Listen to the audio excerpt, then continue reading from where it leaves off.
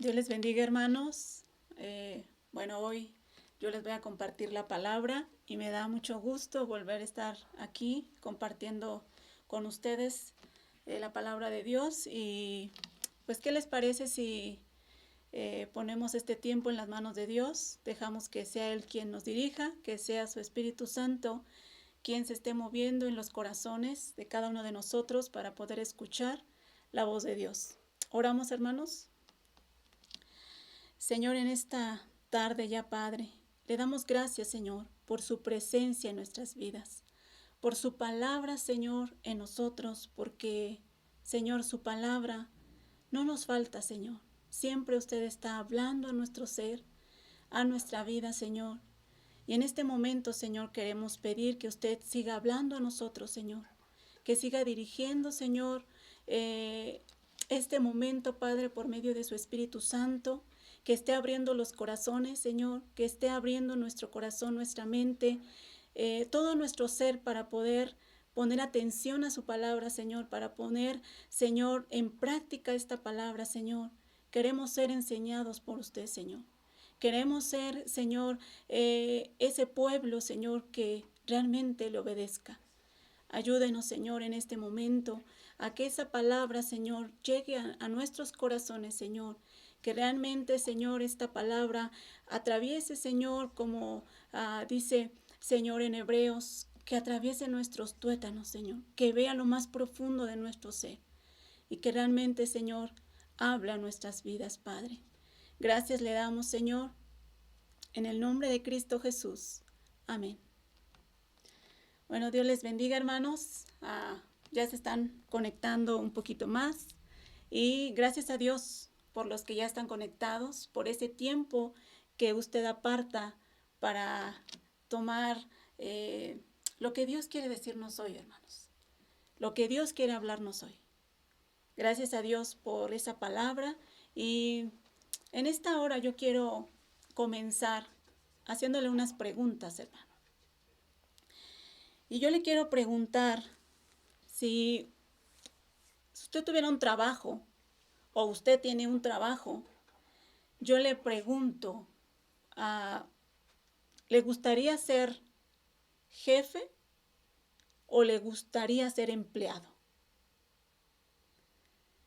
Si estamos sentados, muchos a la mesa, ¿a usted le gustaría ser el que está sentado o le gustaría ser el que esté sirviendo esa mesa? Seamos sinceros con nosotros mismos, hermanos. ¿Qué es lo que realmente escogeríamos? ¿Servir o es más cómodo estar sentado a la mesa? Que nos sirvan. El ser jefe y yo tener la autoridad sobre varios empleados o ser uno más de los empleados. Seamos sinceros con nosotros mismos. ¿Y qué decisión tomaríamos, hermanos? Yo creo que, siendo sinceros con nosotros mismos, sería tal vez mejor ser jefe que ser un empleado, y sería mejor que nos sirviera, ¿no? Pero si pensamos de esta manera, es una manera, voy a decir así, con una perspectiva humana, hermano. En nuestra humanidad el hombre es así. El hombre quiere tener autoridad sobre las cosas. El hombre siempre va a buscar lo mejor para él. El hombre es así. Y le voy a poner un ejemplo, tal vez que lo tenemos muy cercano, en una familia o en las familias. Muchas veces el hombre o los esposos pelean por quién tiene la autoridad. ¿No es así? O aún, ahora ya en nuestro tiempo, aún los hijos quieren tener la autoridad sobre los padres. Estamos viviendo en un tiempo así, que ya los hijos parece que quieren mandar a los padres. Pero el hombre en su naturaleza es de esta manera, hermanos. Pero vamos a ver qué nos dice la Biblia acerca de esto. Y yo les voy a invitar a que vayamos a Génesis, capítulo 1, versículo 27 y 28, hermanos. Dice así: y creó Dios al hombre a su imagen, a imagen de Dios lo creó, varón y hembra los creó. Y los bendijo Dios y les dijo: fructificar y multiplicaos, llenar la tierra y sojuzgarla y señorear en los peces del mar, en las aves de los cielos y en todas las bestias que se mueven sobre la tierra. Aquí vemos que Dios hizo al hombre a su imagen. ¿Para qué, hermanos? Para que gobernara, para que dirigiera, para que le está dando en realidad una autoridad, ¿verdad? Sobre esta creación. El hombre tiene autoridad sobre esta creación. Ahora, la pregunta que yo les hago en este momento es: ¿Dios quería que el hombre tuviera autoridad después de que se la dio a Adán? O sea, quería que la humanidad tuviera autoridad, tuviera gobierno. ¿Sí o no, hermanos? Y para responder esta pregunta, vamos a ir a otros pasajes. Pero, ¿será que la autoridad era solo para Adán? Vamos a ir al libro de Daniel, capítulo 7, hermanos. Vamos a ir a algunas citas y cuando terminemos de leerlas, voy a explicar un poquito. Daniel 7, versículo 18 y versículo 22. Mira lo que dice el versículo 18. Dice: después recibirán el reino los santos del Altísimo y poseerán el reino hasta el siglo eternamente y para siempre. ¿Pero qué está diciendo aquí? Después recibirán el reino los santos del Altísimo. O sea, está diciendo que ellos van a recibir el reino, o sea, que van a reinar, está diciendo, ¿sí? Y dice el verso 22, hasta que vino el anciano de días, y este anciano de días es Dios, Dios Padre, y se dio el juicio a los santos del Altísimo, y llegó el tiempo y los santos recibieron el reino. ¿Sí? Nuevamente vuelve a decir que ellos van a reinar, que ellos van a recibir el juicio, o sea, esa autoridad de juicio. Vamos a Apocalipsis, hermanos. Apocalipsis capítulo 2.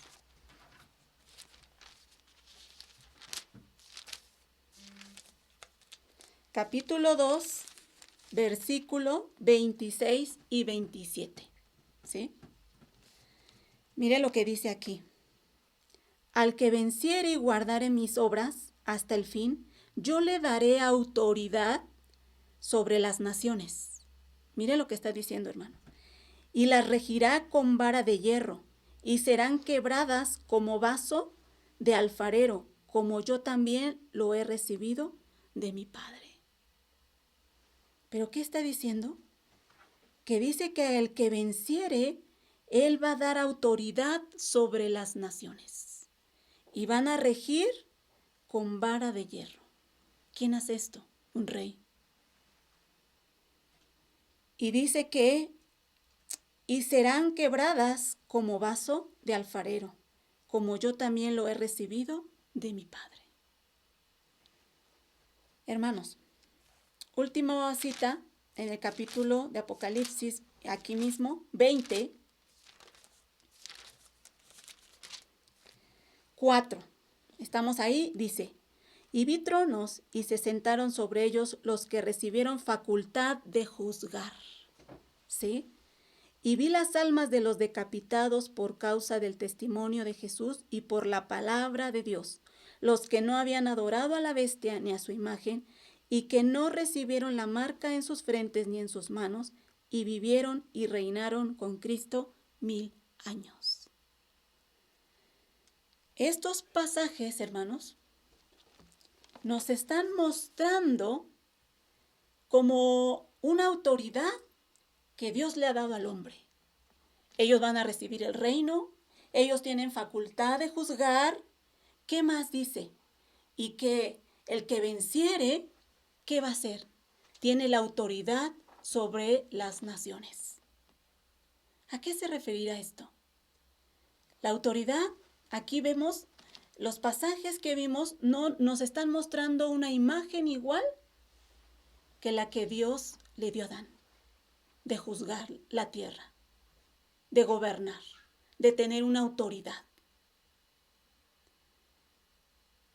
Hermanos, debemos entender qué es lo que la Biblia nos quiere decir. Tenemos que quitar nuestra perspectiva de ver qué es autoridad con la perspectiva de este mundo, con lo que la Biblia nos quiere enseñar. Quiero que ponga mucha atención, hermano, porque realmente es algo que tal vez no se ha compartido mucho, pero creo que es importante. Ahora, a partir de aquí tenemos que definir qué es esa autoridad que habla la Biblia. ¿Por qué la iglesia, por qué el pueblo de Dios va a juzgar? ¿Sí? Va a tener autoridad, dice aquí. ¿Por qué? Si nosotros recordamos también, nosotros meditamos hace poco, 1 Corintios, capítulo 6, cuando Pablo les está diciendo a los corintios que no eran capaces de juzgar entre ellos los problemas, sino que los llevaban con la gente que no conocía a Dios, llevaban sus problemas para que se los resolvieran la gente que no conocía a Dios. Pero Pablo menciona algo importante. Dice, ¿qué no sabéis que nosotros o vosotros juzgaréis el mundo? ¿Y qué no sabes que vosotros juzgaréis a los ángeles? ¿A qué se refiere esto, hermano? Parece una autoridad que le está dando Dios a la iglesia, a su pueblo. ¿Pero a qué se refiere esto, hermanos? Y a partir de aquí tenemos que empezar a quitar la perspectiva que tenemos de autoridad de este mundo. ¿Sí? Si nosotros regresamos a Génesis capítulo 1, nosotros vemos que Dios hace al hombre y lo pone como el gobernador, ¿sí? Sobre toda la creación, le da una imagen de autoridad sustituta de Dios. Eso es lo que está haciendo Dios. Realmente, le está dando una autoridad sustituta a Adán, ¿sí? Entonces, hermanos, vemos, y esto nos muestra que Dios no hizo al hombre igual que toda la creación. En realidad, Dios hizo al hombre de una forma diferente y lo puso en un estatus, voy a decirlo así, alto. ¿No es cierto? Le dio su autoridad para que gobernara. Y no solo eso, hermanos, sino Adán es el representante de toda la creación. Pero, como nosotros ya sabemos en el capítulo 3, ¿qué es lo que pasa? Satanás ocupa a la serpiente. ¿Para qué? Para quitar esa imagen que el hombre tenía de Dios. Echa abajo, en realidad, la autoridad que Dios le había dado al hombre. O sea, lo que quiere Satanás era romper la comunión que el hombre tenía con Dios. ¿Cómo? Engañando al hombre. ¿Qué le dijo, hermanos? Vas a ser como Dios. Mira, no seas el sustituto de Dios. ¿Sí? No seas un sustituto. Tú puedes ser Dios mismo. Y eso creo que le pareció agradable a Adán y a Eva, que comieron del fruto y realmente pensaron que podían hacer ya su propia voluntad, que podían hacer lo que ellos quisieran, pero ¿saben? En realidad, hermanos, ellos fueron esclavos. O sea, esa imagen de autoridad que ellos tenían, en realidad Satanás la echó abajo. Y ellos vinieron a ser ahora esclavos. O sea, el hombre cayó hasta lo más bajo. Cuando el hombre a veces piensa que ahora sí ya puedo hacer lo que yo quiero, en realidad no. En realidad está haciendo la voluntad de Satanás, porque era lo que Satanás quería, que el hombre gobernara su propia vida. Y entonces, hermanos, las historias que siguen nos van a mostrar cómo el hombre ha caído. ¿Por qué? Porque Adán era el representante de toda la creación. Y entonces, como Adán cayó, toda la humanidad cayó con él. Toda la creación fue maldita. Vamos a ver nada más algunos detalles, hermanos. Capítulo 4. Vemos la historia de Caín y Abel. Vemos cómo Caín decide matar a su hermano. ¿Sí? Él toma su propia decisión, aún a pesar de que Dios le había advertido. ¿Qué hace Caín? No le hace caso a Dios y mata a su hermano. Esta es la imagen caída.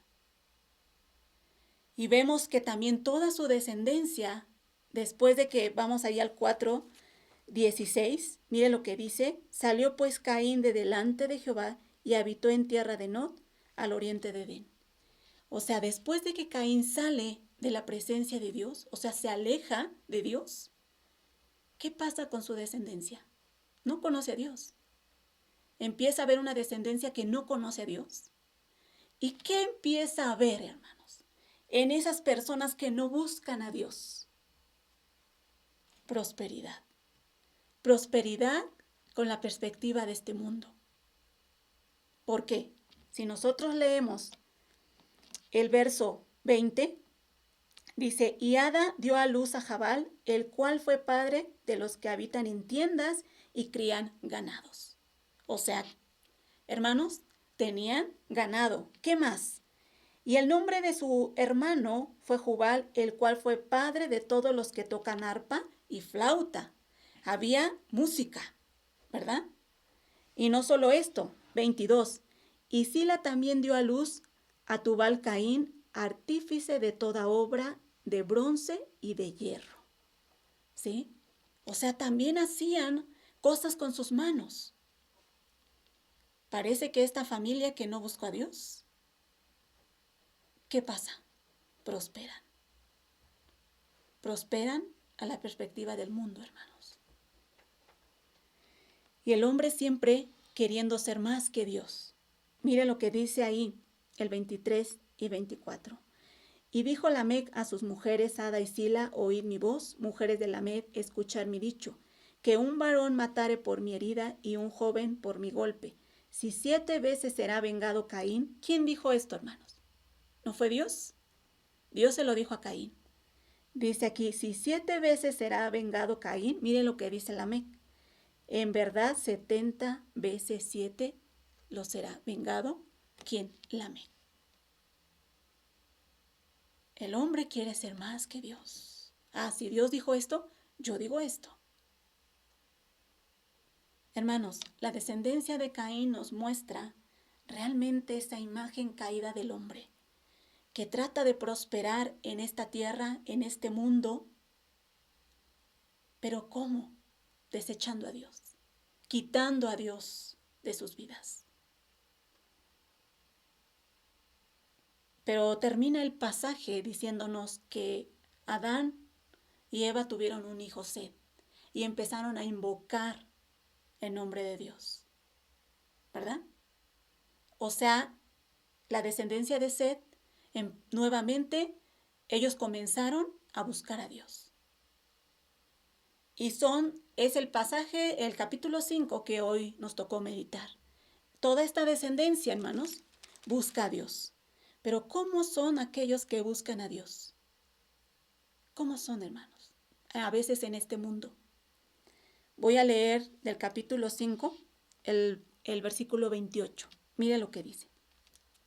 Vivió Lamec 182 años y engendró un hijo, y llamó su nombre Noé, diciendo, Este nos aliviará de nuestras obras y del trabajo de nuestras manos, a causa de la tierra que Jehová maldijo. Aquí vemos cómo Dios maldijo la tierra. Esta tierra quedó maldita cuando el hombre cayó. Pero, ¿qué vemos aquí? ¿Qué dice el padre de Noé? Dice, este nos va a venir a librar. ¿De qué? Del trabajo de nuestras manos. O sea, es una expresión de que aquellos que estaban buscando a Dios en esta tierra estaban sufriendo. Porque él está haciendo una expresión de que este hombre, Noé, los va a venir a librar. O sea, sí vemos que para los que realmente quieren buscar a Dios, es a veces difícil, hermanos. La vida en este mundo es difícil. Es realmente, nos cuesta porque a veces sufrimos en este mundo, económicamente, a lo mejor de enfermedad, y estamos luchando en este mundo para aquellos que buscan a Dios. Pero también hay un verso, hermanos, que nos hace aquellos que buscan a Dios, que quieren caminar con Dios. ¿Qué pasa con la vida de Enoc, hermanos? Este hombre dedicado a Dios. No fue llevado por Dios. Sí. Esa es nuestra esperanza, hermanos. Para aquellos que buscamos a Dios. Tal vez a los descendientes de Caín, con la perspectiva de este mundo, van a prosperar en las cosas materiales. Tal vez sí. Pero hasta ahí, esa es su recompensa. Pero aquellos que estamos, hermanos, buscando a Dios, ¿qué pasa? ¿Cuál es nuestra recompensa? Que Dios nos lleve con Él. El ser salvos. Pero mañana vamos a meditar algo trágico, hermanos. Que desgraciadamente los hijos de Dios, aquellos que empezaron a invocar a Dios, les llama la atención las cosas de este mundo. ¿Y qué hacen? Desechan a Dios nuevamente. ¿Para qué? Para seguir el ejemplo de aquellos que no buscan a Dios. Desechan realmente a Dios. Esta es la imagen del hombre caído, hermanos. Realmente, esa autoridad se había perdido, se había corrompido. La autoridad que Dios le había dado a Adán, realmente se ha corrompido. Pero Dios hace una promesa en 3:15. Yo creo que es muy conocido, hermanos, ¿verdad? En el capítulo 3:15 Dios hace una promesa. ¿Y qué dice? Entonces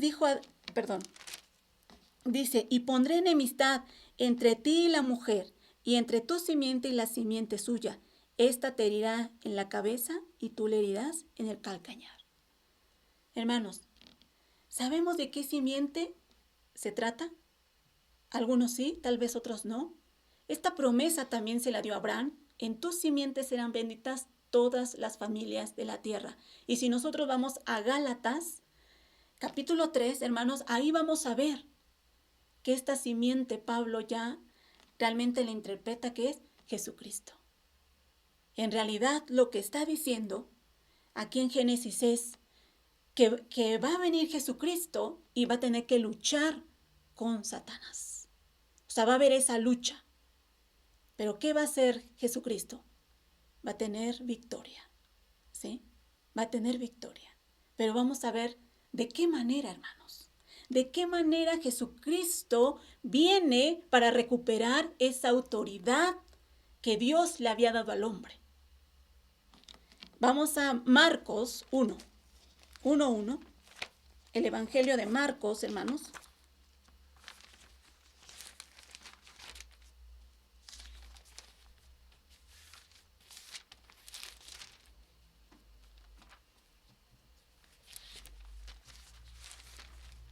Dice así: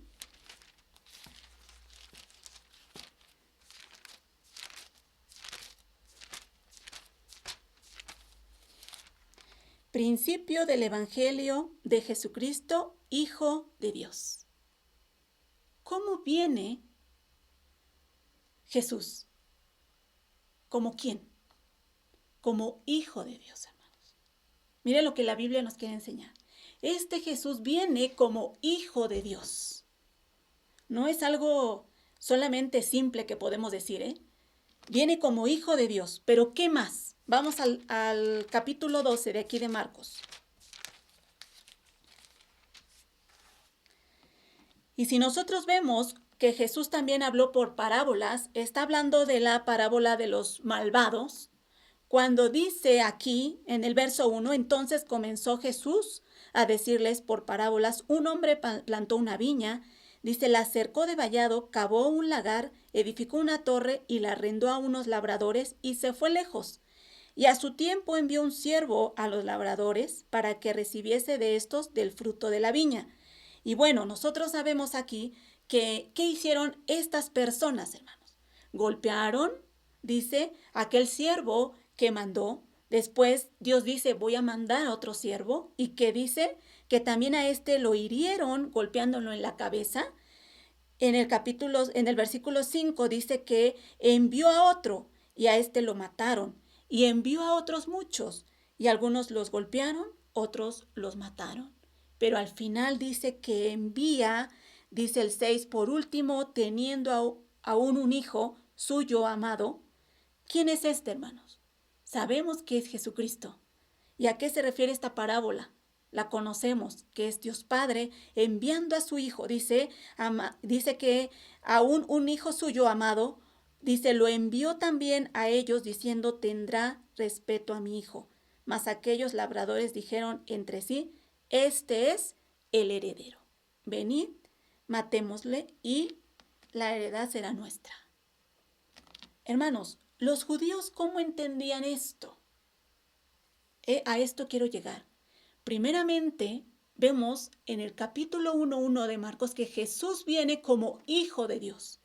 Pero viene como Hijo de Dios, pero también nos dice aquí que es el heredero. O sea, que el Padre envía al Hijo. ¿Qué es esto, hermanos? Jesús viene como ese sustituto de Dios, con esa autoridad sustituta de Dios. Viene a este mundo, ¿sí? Así lo estaban entendiendo en realidad los judíos. Ahora este hijo representa al Padre mismo. Entonces matémosle. ¿No es lo mismo que nos habló Génesis? Adán. Si nosotros vamos a Lucas, también lo menciona como Hijo de Dios. Viene como Hijo de Dios, con una autoridad sustituta de Dios. Pero ahora Jesús viene también como Hijo de Dios, con esa autoridad sustituta. Pero Él tiene que recuperar esa autoridad. ¿Cómo, hermanos? Si nosotros vamos a Marcos 1, aquí mismo,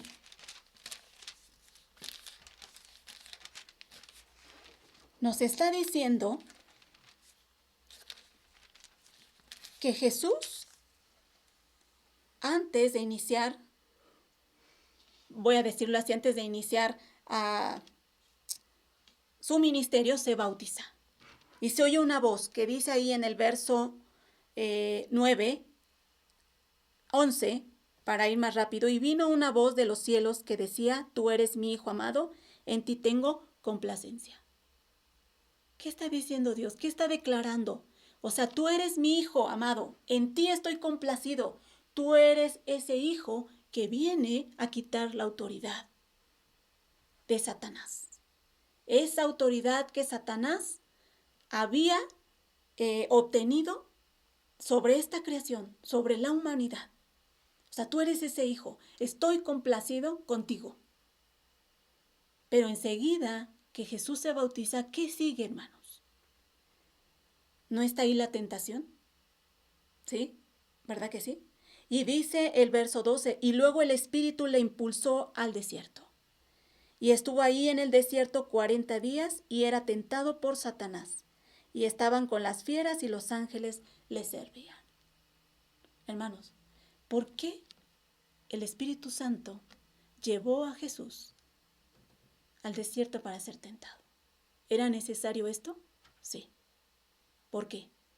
Porque era necesario que Jesús tuviera esa lucha con Satanás. ¿Para qué? Para quitarle la autoridad, hermanos, que tenía sobre la humanidad. No solo eso, sobre toda esta creación. Porque si nosotros vemos en Lucas 4, en Mateo 4, cuando Satanás está teniendo esa batalla con Jesús, ¿qué le ofrece Satanás? ¿No todos los reinos de este mundo? ¿Cuándo se le dieron estos reinos, hermano? Cuando el hombre peca. Satanás tenía el dominio. Entonces era necesario que Jesús viniera y tuviera esa lucha. Pero ahora yo le voy a preguntar, ¿cómo Jesús obtuvo esa autoridad? ¿Cómo le arrebató la autoridad? ¿Sabe cómo? En ese pasaje, en ese mismo pasaje que nos muestra, sometiéndose a la voluntad de Dios. Jesús se somete a la voluntad de Dios. Es la manera en que Él realmente le quita esa autoridad. Pero ¿qué más hace, hermanos? Vamos a Filipenses capítulo 2.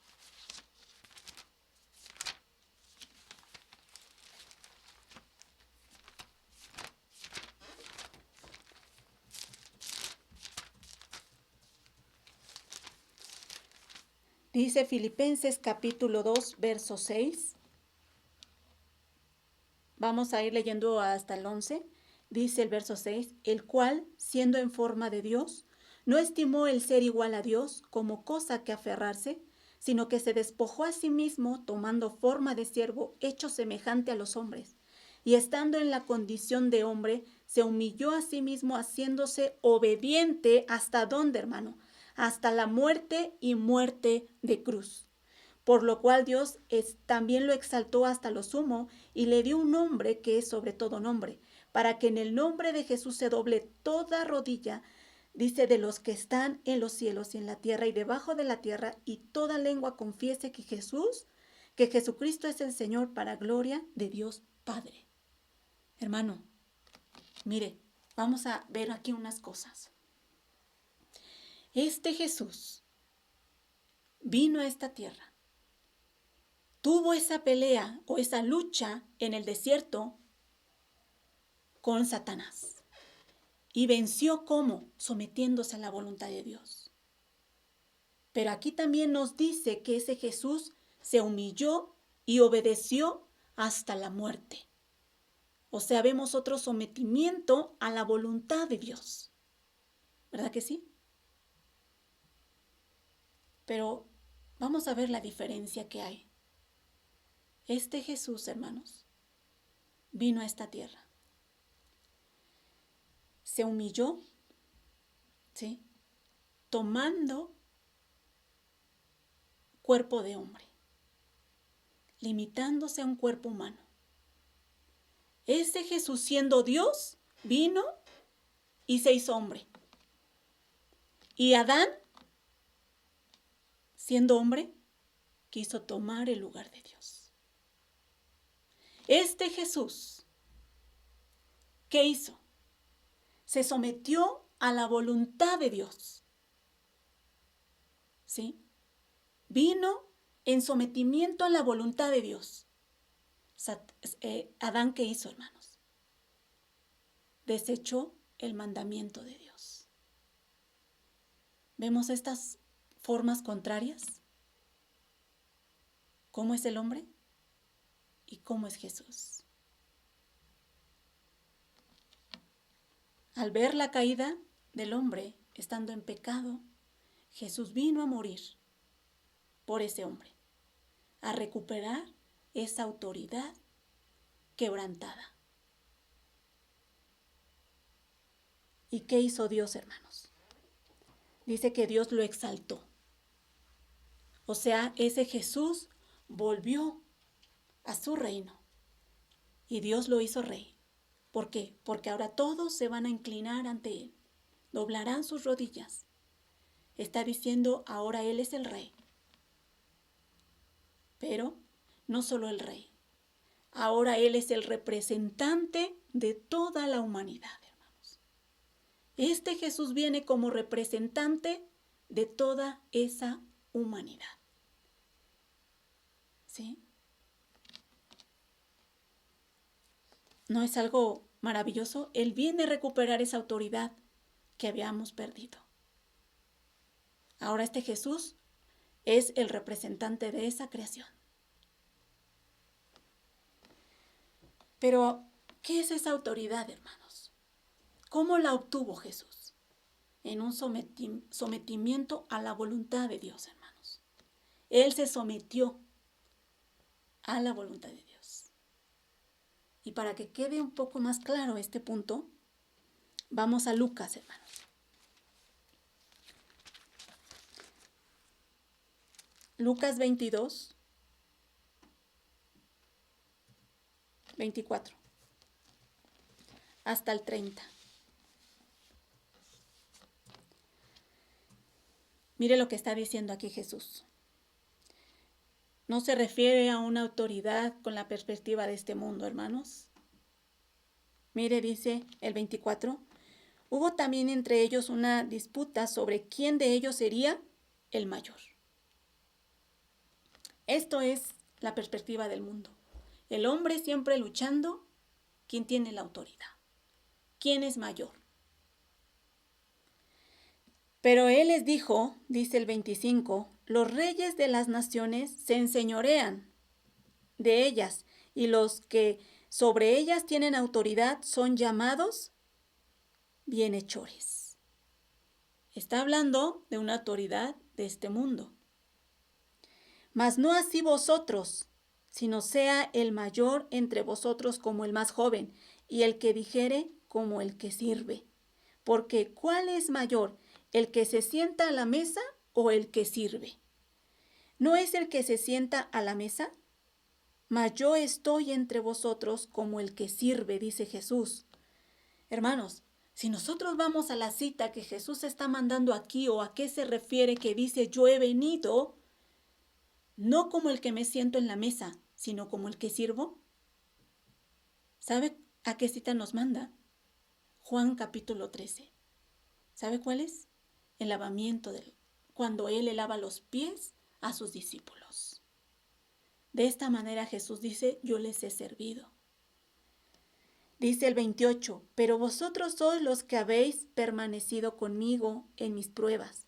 Yo pues os asigno un reino como mi Padre me lo asignó a mí, para que comáis y bebáis en mi mesa, en mi reino, y os sentéis en tronos juzgando a las 12 tribus de Israel.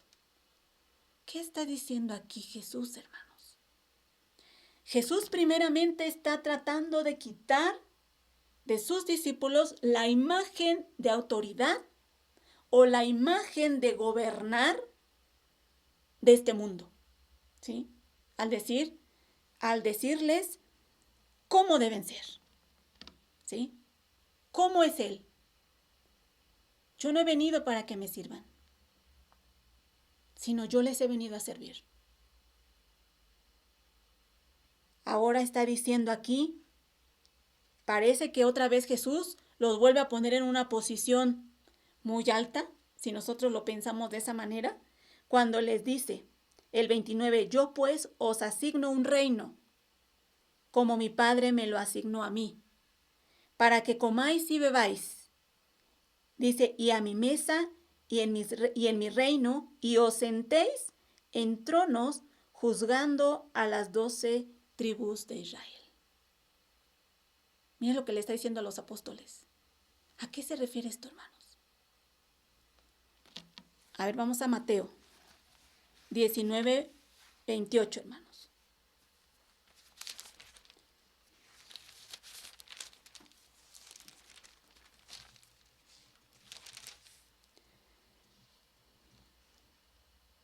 después de que hablan del joven rico, o Jesús está hablando con el joven rico, Pedro le dice en el 27, entonces respondiendo Pedro le dijo, he aquí, nosotros lo hemos dejado todo y te hemos seguido. ¿Qué pues tendremos?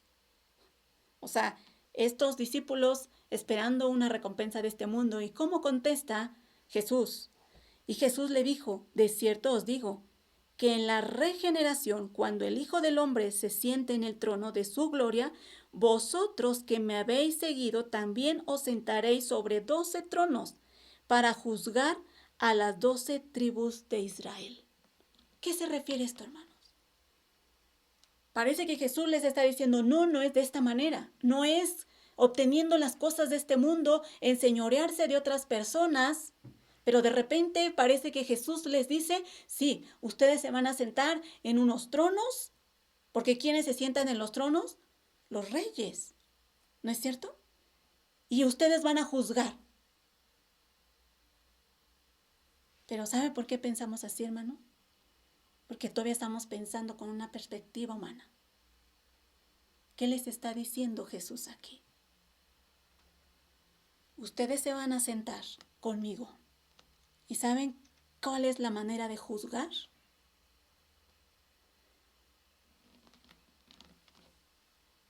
Voy a resumirlo así. Dios quería que Adán tuviera esa autoridad, que gobernara, ¿verdad que sí? Pero ¿cómo, hermanos? Dios lo había hecho a su imagen y semejanza, para que gobernara o tuviera esa autoridad sustituta bajo el gobierno de quién? Bajo el gobierno de Dios, que pudiera obedecer. Esa es la manera que Dios quería. Cuando vino Jesús, como Él mostró, voy a decirlo así, su autoridad en este mundo, hermanos. ¿Cómo la ejerció esa autoridad en este mundo? Sometiéndose a la voluntad de Dios.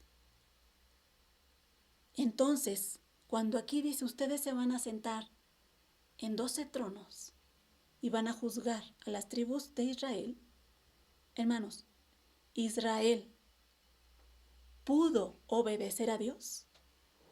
¿Esas tribus pudieron obedecer a Dios? No, hermanos. No pudieron.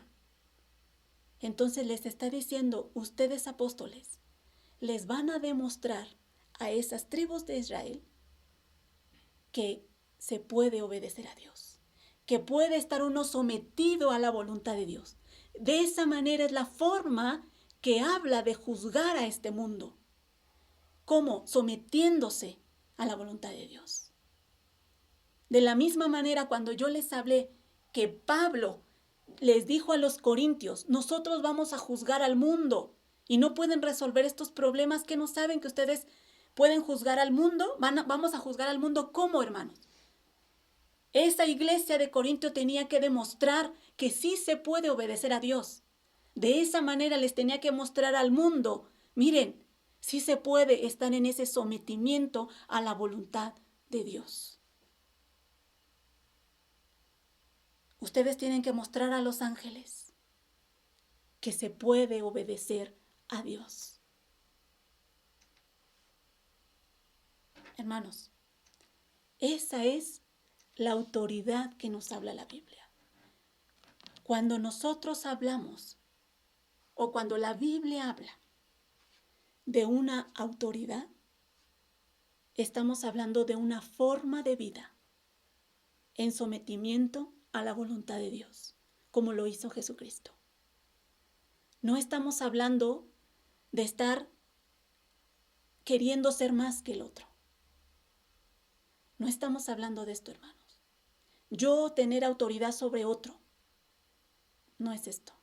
Jesucristo no mostró su autoridad así. Jesucristo vino y recuperó esa autoridad para el hombre, para que nosotros también tuviéramos esa autoridad de sustituto de Dios.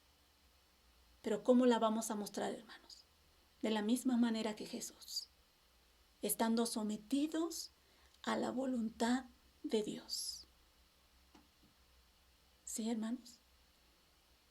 Esta es la forma que nos habla la Biblia de autoridad. No lo veamos con nuestra perspectiva, sino veámoslo con la perspectiva que nos habla la Biblia, hermanos. ¿Qué es autoridad? Sustituta de Dios.